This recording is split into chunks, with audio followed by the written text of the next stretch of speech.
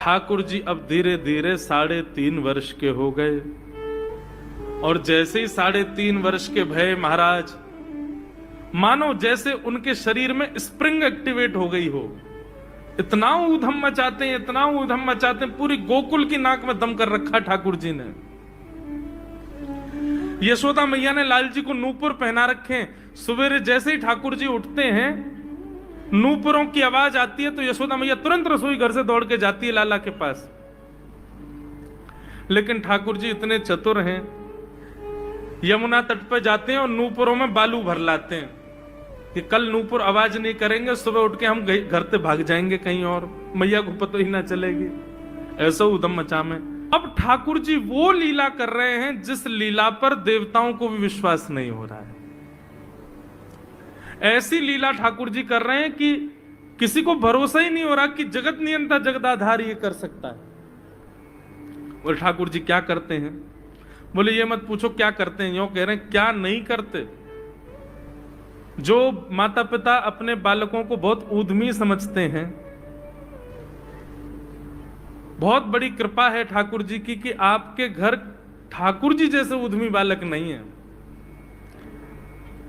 ऊधमों के सिरमौर हैं ठाकुर जी। कैसा ऊधम मचाते हैं? नहा धो करके ठाकुर जी सवेरे तैयार होते हैं, सबसे पहले गैयाओं के पास जाते हैं। मैया कहवे लाला नहा धो के सबसे पहले गैयान को प्रणाम करवे जा, गैयान को स्पर्श कर फिर कछु करियो। ठाकुर जी गैयाओं को प्रणाम करने जाते हैं। जैसे ही देखते हैं कि कोई गैया बैठी है, सो ठाकुर जी कहें अरे अरे मैया या गैया को आलस आ गयो, या को आलस दूर कर दूं। सो बैठी हुई गैया के ठाकुर जी सींग पकड़ लेते हैं और सींग पकड़ करके अपनी ओर खींचते हैं। दूसरी तरफ से सींग बलराम जी पकड़ लेते हैं। अब ऐसे सींग पकड़ करके ऐसे ऐसे गैया के सींग हिलाते हैं। अब बैठी रहती गैया थोड़ी देर तो कोई बात नहीं, जैसे जोर जोर से हिलाना प्रारंभ करते हैं सोई गैया खड़ी हो जाती है। और जैसे गैया खड़ी होती ठाकुर जी लटक जाते हैं सींगों से। अब ठाकुर जी को तो बढ़िया झूला बन गया, गैया की सींगन पे झूल रहे हैं। थोड़ी देर तो गैया इधर से उधर ठाकुर जी को झुलाती रहती है, लेकिन थोड़ी देर बाद जैसे ही ठाकुर जी की पकड़ कमजोर होती है, गैया को पता चल जाए कि अब लाला गिरवे वार है। सो गैया भी इतनी चतुर कि वो गोबर में ही जाके खड़ी हो गए। ठाकुर जी के ने आगे को चल, मैं गोबर में है जाऊंगो। गैया के ना अब तो मैं यही खड़ी रहूंगी, तुम गोबर में ही गिरो। और सो ही ठाकुर जी को हाथ छूट जा, मैया मैया बचाइयो, देख जे गैया मुंह को गोबर में फेंक रही है। अब मैया जब तक बचावे आवे तब तक तो लाल जी के हाथ छूट जाएं और ठाकुर जी गले गले तक गोबर के ढेर में जाके गिर जाएं। पर यशोदा मैया निकाले, कितनों सजाए लो, कितनों ए लाला तू वैसे ही कारो, ऊपर से मैं तो को बढ़िया सुंदर बना के रखूं, लेकिन तू घूम फिर के गोबर में ही आके चौं खेले। मोकू तो लगे तू पूर्व जन्म को सूकर दीख है। ठाकुर जी मन मन मुस्कुरा रहे, हाँ मैया जे बरा भगवान को अवतार भयो ना, जाने पृथ्वी की रक्षा करी हिरण्याक्ष थे। भैया बोली हाँ वो मैं ही तो हतो, मैं जय जय हूं मैया, वो बरा भगवान ही जय जय, वही जय जय तेरे यहाँ लाला बन के आयो है। यशोदा मैया के बातन ने मत बनाए कर, नेक नेक बड़ो है क्यों बोलवो सीखो, ऐसी बात बनावे, जय जय बोले अपने आप पे, नावे धोवे है ना है, मोह पहुंचे ना है, मैं जय जय हूं। ऐसी मधुर लीला ठाकुर जी कर रहे हैं। आकाश में 33 कोटि देवता ये लीला देख करके अपने नेत्रों पर विश्वास नहीं कर रहे। ऐसे मधुर ठाकुर जी। एक दिन नंद भवन में गैया ब्याह गई। जैसे ही गैया ब्याई, ठाकुर जी जैसे ही गैया ब्याती है ठाकुर जी वहीं खड़े हो जाते हैं। और बंधुओं शास्त्रों में आज्ञा है कि गाय जब ब्याह रही हो, बछड़े को जन्म दे रही हो या बछिया को जन्म दे रही हो, उस समय गैया जो होती है वो दो मुखी हो जाती है। एक मुख तो सामने है, और जब जन्म देती है तो बछड़ा या बछिया उसका मुख जब बाहर आता है तो दो मुखी हो जाती है। ऐसी दो मुखी गैया की जब आप परिक्रमा करते हो तो पूरे ब्रह्मांड की परिक्रमा का फल प्राप्त होता है। तो ठाकुर जी का नियम है, नंद बाबा की उंगली पकड़ के खड़े रहे, जैसे ही गैया ब्यावे वारी हो तो वाकू सहलाते रहे, जैसे ही गैया ब्यावे वारी हो, जैसे ही बछड़ा बाहर आवे सोई ठाकुर जी वाकी परिक्रमा कर ले, परिक्रमा करके दंडवत प्रणाम करें, वाकी चरण रज को माथे से लगा में, और बछड़ा जन्म ले सो वाकू नवा में दुआ में, वाकू अपने गरे से लगा में। एक दिन ठाकुर जी जोर जोर से रोने लगे। बछड़ा जैसे ही जन्म लियो बछड़ा ने, ठाकुर जी रोने लगे। नंद बाबा शांत करा में नहीं माने, बलराम जी ने शांत करायो नहीं माने। यशोदा मैया बोले लाला का भयो, तू रो क्यों रोए? बोले मैया मेरे संग बहुत बुरा भयो। यशोदा मैया बोली कहा भयो? बोले गैया के बछड़ा ने जन्म लियो। मैया बोली तो वाह बछड़ा को मैंने मुंह खोल कर देखो, वाह के सबरे दांत निकरे आए। मेरे जन्म को 3 साल है गए, अभी तक 4 ही दांत निकरे मैया। वो टूट जाए, रो रहे हैं अपने दांतन को, मेरे दांत चौना निकल रहे सबरे।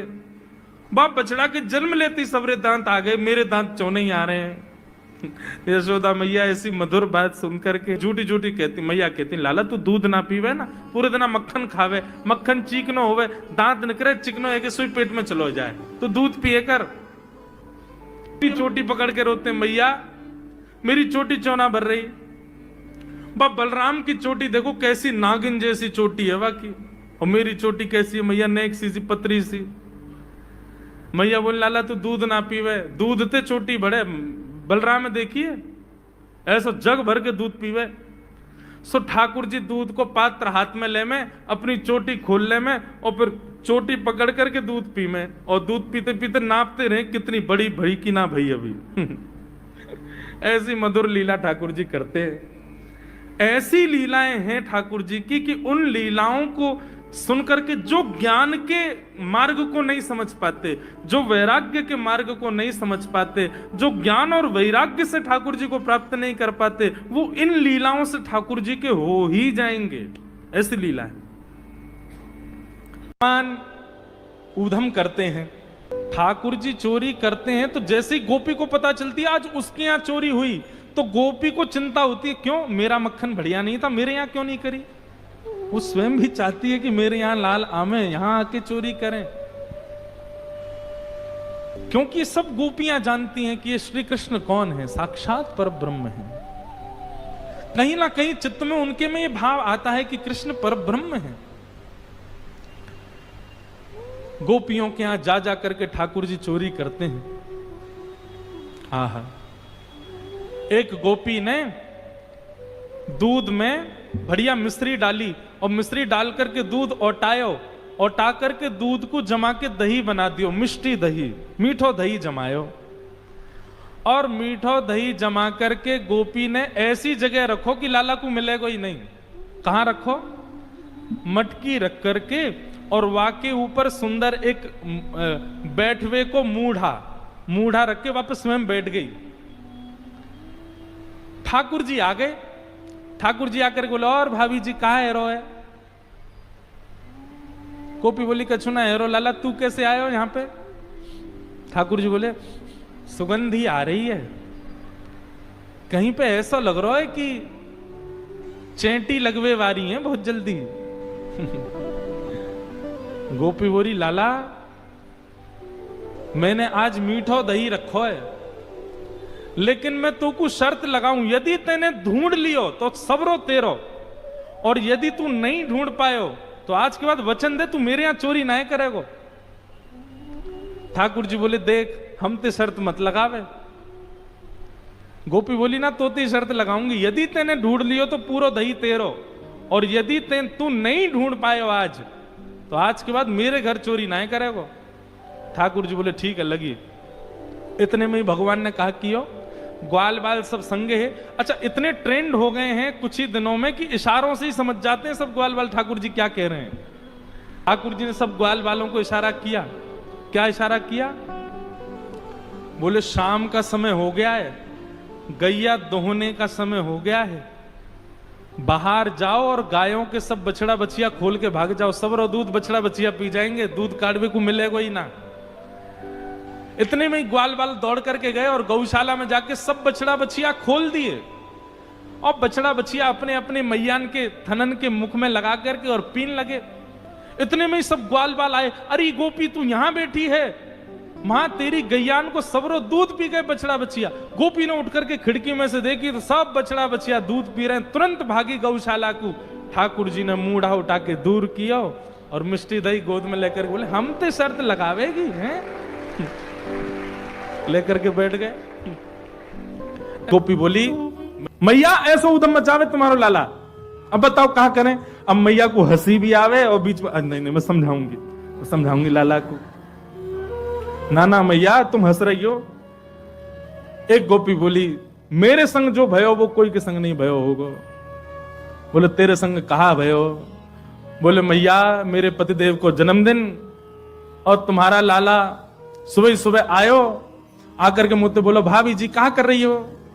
मैंने की लाला आज सत्यनारायण भगवान की पूजा, घर में भोग बना रही हूं, पंजीरी भून नहीं हूं। सब खड़े होकर के बोलो भाभी भोग मेरो ही लगा दे। तो सांची बताऊं असली जय जय तो मैं ही हूं, तू मेरो ही भोग लगा दे। जब पंजीरी मेरे सामने धर दे मैं बैठ के भोग लगा दूंगा, सबको बांट दियो। मैंने की चल बाबड़े ऐसी आ जाए, सुबह सुबह नहावे धोवे है ना, जय जय बने हमारी जान को। सुमैया इतनो बुरो मान गयो, कहां तेजन कुत्ता के दो पिल्ला ने उठा लायो। मैं तो रसोई घर में लगी और सत्यनारायण भगवान ने सिंहासन पर बिठा गयो दोनों को। और जाते जाते बोल गो देख लियो अपने नकली जय जय को, देख ले एक बार। मैं दौड़ के गई, जाके देखी तो महाराज पिल्ला बैठे वहां पे। ऐसा उदम मेरो पूरो पूजा घर बर्बाद कर गयो, फिर तो चौका लगाना पड़ो मुंह को। और इतने में यहाँ को मन भरो नहीं, सत्यनारायण भगवान कथा में आयो नहीं। फिर मैंने पूछवाई एक बालक से, मैंने अरे कन्हैया क्यों ना आयो। बोले भाभी जी वो तो बड़ो नाराज बैठो यो करो, यानी असली जय जय को अपमान कियो, या कि घर को पानी ना पीऊंगा मैं। रात्रि में जब सब कार्यक्रम निपट गयो, पतिदेव मेरे 60 वर्ष के है गए, बहू सो रहे मैं सो रही, तब आयो तुम्हारो लाला। और कौन सी खिड़की में ते अंदर आयो, हमारे बिस्तर पे चढ़ के मेरी चोटी और उनकी दाढ़ी बांध के भाज गयो, गुर्र गांठ बांध के भाज गयो। रात में पतिदेव प्यास लगी, जैसे ही उठे उनकी दाढ़ी खिंचे, मेरी चोटी खिंचे। मैं कहूं कहा कर रहे हो, कहा कर, वो कहा कर रही हो, दोनों कहा कर रहे हो, कहा कर रही हो, मैं निकल गए। सबरे बाल टूट गए मेरे पतिदेव के। जे उपहार दियो मेरे पति के जन्मदिन पे। मैया फिर हंसने लगी, समझाऊंगी। ऐसी ठाकुर जी की बाल लीला। लेकिन यशोदा मैया ने मन में सोची ये सबरी आ गई है, इनके सामने ना डांट तो दो लाला है। ठाकुर जी बुलाए, जोर की आवाज लगाई कन्हैया। ठाकुर जी सो रहे हैं पल्ला में। मैया ने जैसी आवाज लगाई है, ठाकुर जी घबरा के उठ गए। बोले मैया ऐसी जोर दे तो कभी ना बुलावे मुझे। ठाकुर जी जोड़ते अपनी आंख मीड़ी तो महाराज सबरो काजर फैल गो। बड़े बड़े ठाकुर जी के नेत्रन में जगन्नाथ भगवान बन गए। अब सुबह सुबह बालक उठे तो बेचारो चलो तो जाए ना बात, मैया की गोद चाहिए। ठाकुर जी जैसे तैसे उतर करके नीचे आए। इतनी भीड़, जितने आप बैठे उतनी गोपी होंगी। मैया तुमको काय को डांट रही है। अरे लाला ये सबरी गोपी तेरी शिकायत करें, तेने यूं कियो, या के घर यूं कियो। सब गोपियों के, अब देखो गोपियों ने जितने ठाकुर जी के ऊपर आरोप लगाए हैं, इनमें से कुछ ही सत्य हैं, बाकी तो गोपियों ने जबरदस्ती लगाए उल्हाने, ताकि लाला तो तोतरो है, बोलना जाने ना है, मैया डांट देगी वाको। ठाकुर जी को जब एक बात कही जाए लाला तू मक्खन चोरी करे, तो ठाकुर जी मन में आवे हाँ करूं तो हूं, पर जब ये बात कहे तू वाके पति की दाढ़ी आके चोटी ते बांध के मार, अब ठाकुर जी सोच रहे जे मैंने कब कियो, ये तो झूठ बोल रही है। तेने कुत्ता के पिल्ला ले जाके बैठा दिए जय जय की गद्दी पे। ठाकुर जी बोले जे मैंने कब कियो। अब ये सब मन में विचार करें। अब छोटो बालक जल्दी उत्तर दे नहीं पाए ठाकुर जी। यशोदा मैया डांटने लगी, तो ठाकुर जी तो रोने लगे और रोते रोते मैया से बोल रहे हैं, मैया सवेरे हेते ही नंद बाबा बलराम जी के संग में गैया चरावे चलो जाऊं मैं, और 4 प्रहर तक बंसी भट में मैया धूप ताप गर्मी उमस और सबन को सहन करे तेरो लाला। ठाकुर जी ब्लैकमेल कर रहे हैं मैया है, और बीच बीच में सिसकारी भर भर के रो रहे हैं। शाम है जाए मैया, थको हारो मैं तेरी गैयान को समेट के लेके आऊं वापस, जैसे मानो इनके बिना गैया चरेंगी ही नहीं, ऐसी बात करें। और भैया कितना छोटा सा हूं मैं, तू खड़ी है जाए तो को भी यूं देखूं मैं। इतना छोटा सा लाला और इनके ऊंचे ऊंचे छिकान पे टंगी भाई मटकी में कैसे निकाल सकूं मैया? तू अपने मन से विचार कर।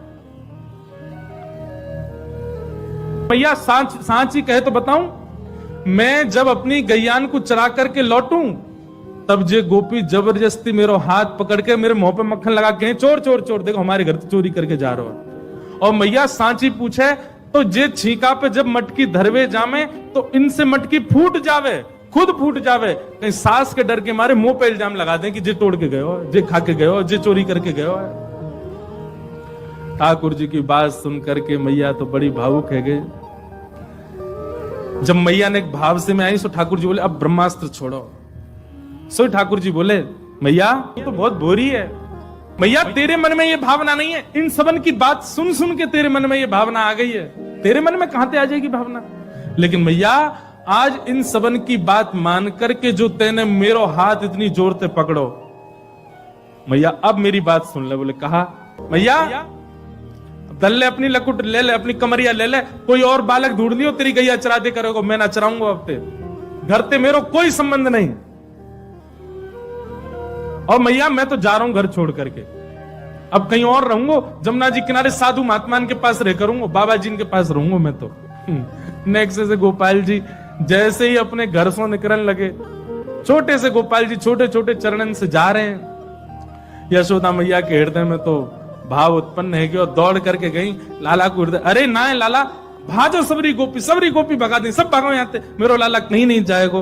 नंद भवन से सुबह सुबह निकल जाते हैं और राह चलता कोई भी हो अपरिचित, यदि वो साधु है, यदि वो कोई वैष्णव है, यदि वो कोई भजनानंदी है, तो ठाकुर जी उसके पास चले जाते हैं और पास जाके पता क्या बोलते हैं, अरे तुम यहां डोल रहे हो?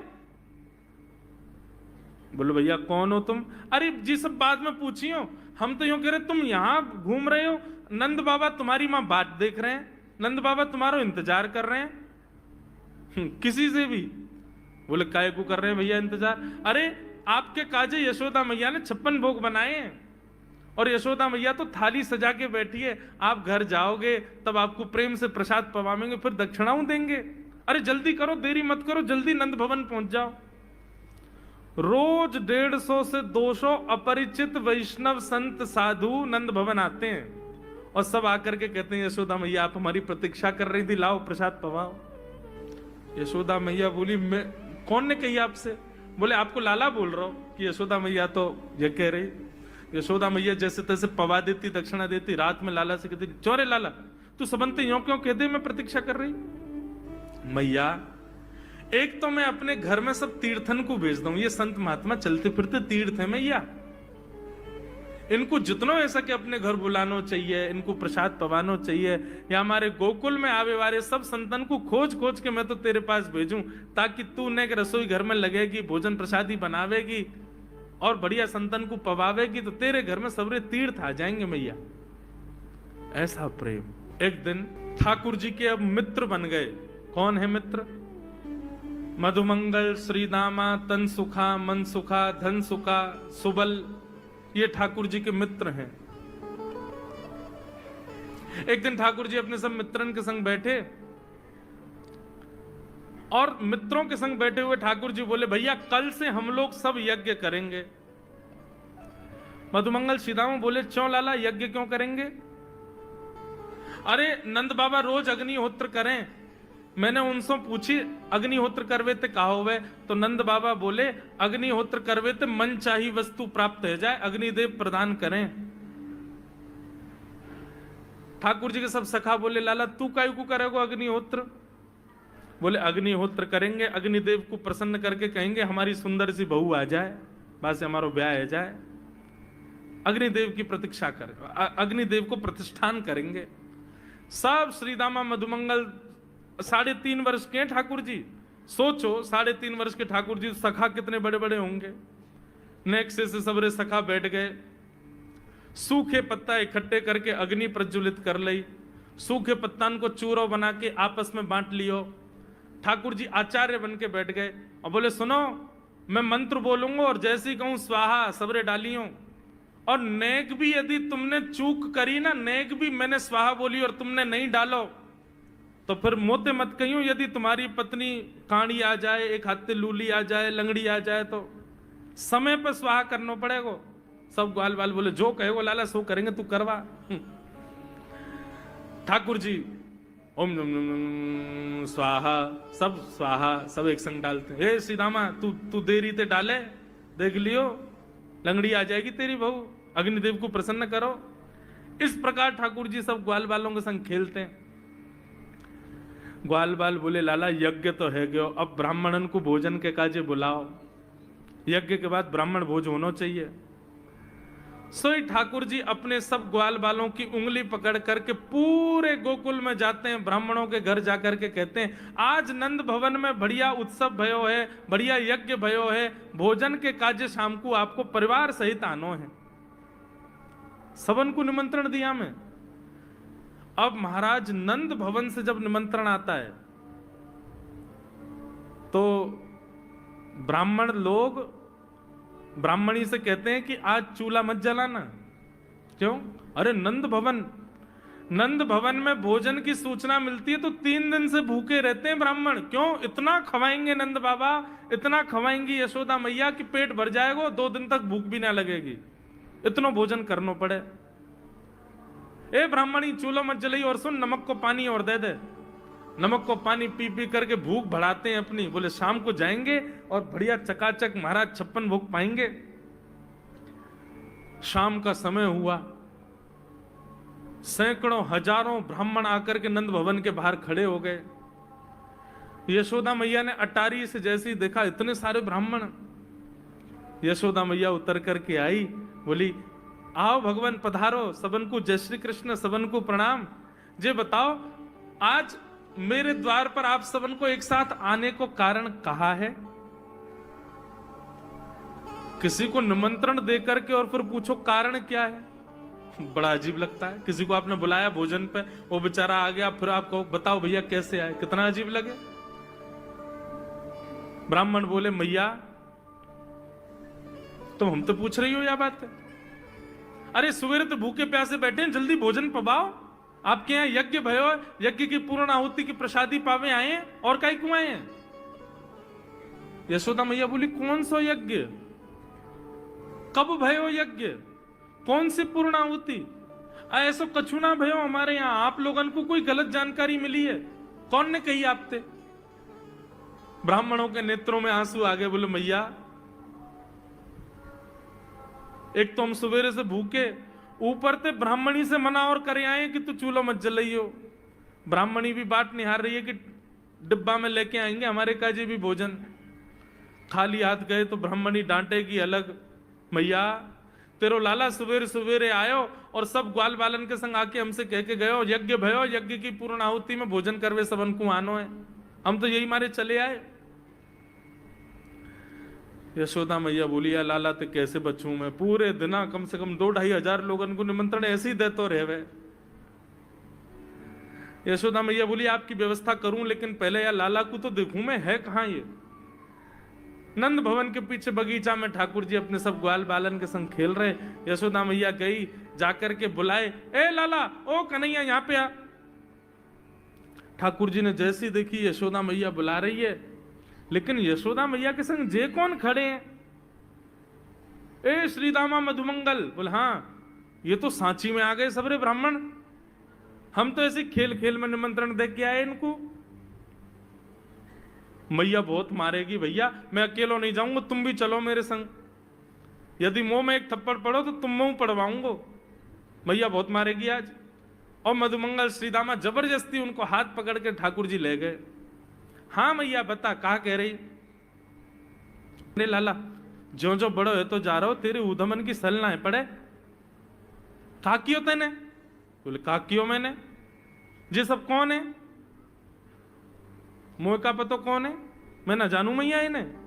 बोले जे सब रे ब्राह्मण है हमारे गोकुल के, और सब यूं कह रहे हैं तेने इनके घर जाके इनको सबन को निमंत्रण दियो, यूं कहीं हमारे यहाँ यज्ञ भयो आकर के आप सबन को भोजन पानो है। मैया तेरी सौगंध खा के कह रहा हूं, मुझको तो जेव ना पता इनको घर कौन सी गली में, झूठ बोल रहे हैं सब रे, मैंने निमंत्रण ना दियो। ब्राह्मण सब बोले मैया देखो कैसे सफेद झूठ बोल रहे हैं आपके आगे। मैया बोली सच बता तेने निमंत्रण क्यों दियो। तब ठाकुर जी बोले मैया बताऊं? बोले बता।